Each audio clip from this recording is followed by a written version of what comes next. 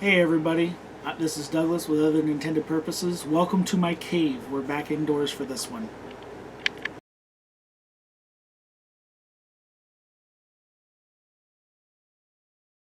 And this is a video response to Joe Mobley's video from Feral Woodcraft about his go-to knives when he's not filming.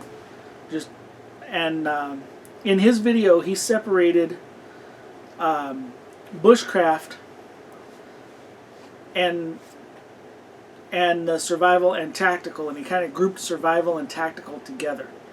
And his reason for doing that, as he stated, was he was not a military person. He doesn't feel like a tactical person. I spent 10 years in the Army. Spent a lot of time in bad places where a tactical knife was an important thing. So I've separated it one further, and I've gone down to bushcraft, survival, and tactical. And in the bushcraft arena, I change a little bit from time to time which one I carry. I generally have two that I choose between, so I'm going to start with those.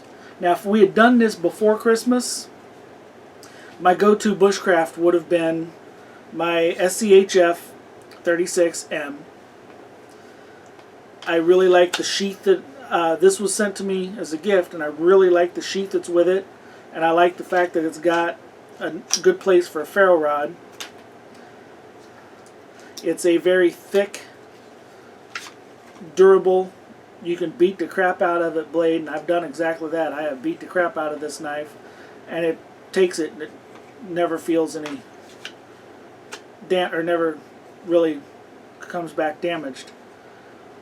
But since Christmas, I have, for my big beefy beat on it blade, and I haven't had a lot of chance to use this yet. It's a very similar size, but this is my BK2, and I received this as a Christmas present, and I love this knife, and a lot of the characteristics are similar to the SCHF 36. You've got the 1/4-inch spine, 5-inch blade, a little bit, 5 point, I think 2-inch blade. They both have a good hardy feel to them. You can beat on them. I'm really loving the feel of this Becker in my hand. I like the Becker grip. And so this is going to be my go-to heavy duty, but my go-to light duty is still going to be, now you can see this one's had a lot more wear on it. It's missing some paint. It's scuffed up. This is my Brothers of Bushcraft Fieldcraft knife. And I love this knife. It feels really good when I'm using it.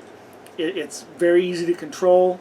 It's got a thinner spine, which works in its advantage sometimes. It's a slightly smaller cutting surface, but for a slightly lighter knife, this is really good. I really like it, and I didn't care for the fire steel that Tops sent me, the little 2 magnesium sticks and a ferro rod shoved in one thing that kind of fit in this holder. But I found this other ferro rod that fits pretty good into the holder, and I tied this paracord lanyard for it that it's got a chunk of cobra that slides over the rest of the lanyard so I can lock it in place. So that covers the bushcraft right there. You will be seeing more of the Brothers of Bushcraft and the BK2 in videos upcoming. Now for survival, I prefer to have the ability to do the light, small work of a bushcraft knife, but I also like something that's going to be able to chop a tree down if I need to. And Zach Trout made me this rig, and this is my survival choice right here. Now that is still really tight, but this is my BK9. If you can't kill it with a BK9, run. That's just the reality of that. I mean, the BK9 is a beastly piece of blade, and then to put with that, I wanted one that was it was similar to my Fieldcraft, but it was one that could be dedicated to that sheath that would handle the smaller, more delicate stuff. So I've got this. It's the Schrade. It's the Brian Griffin design, the SCHF 40D. Now the 40 has a much more pronounced recurve. They say that this does not have a recurve, but it does. I don't know if you can see that or not. It does. But that's okay. For what it is, it's a really good knife. It's nice, it's lightweight, it's easy to manipulate. I need to put a piece of inner tube on there because it is a little bit on the slick side. But so those are my survival choice. Also on this rig, I've got a big ferro rod. One of my 6x1/2 inch ones with the antler handle, and I've got bungee cord for the retention. And if you drill through those, watch out for sparks. This is true. When you're drilling through a ferro rod, you got to be really careful because it will spark a lot. I've also got a fishing kit and a fire kit on this rig. So this is a survival rig as it's set up. And the last category, and I had to separate this from survival because I have a background in military and combat, and I have had to use this knife. But this knife is very special to me. My father carried this for 2 years in Vietnam. And then I carried it for 10 years in the Army. And it has had to be sharpened quite a bit. It's actually probably lost a little bit of landscape on the blade over that. But this is my father's original Marine Corps K-bar fighting knife. I'm pretty sure it still has the USMC.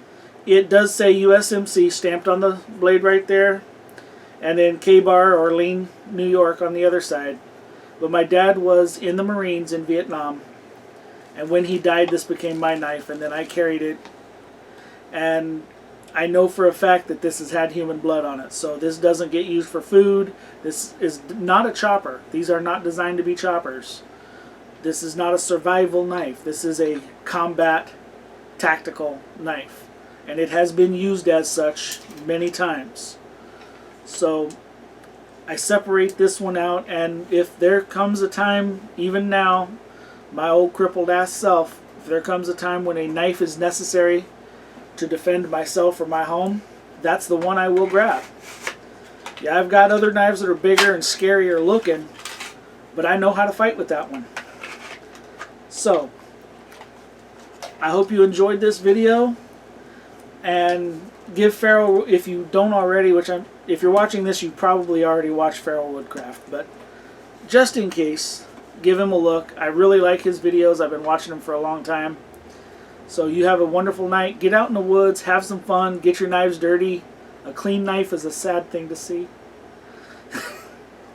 Unless you just resharpened it. Well, yeah, but have a good one. Bye.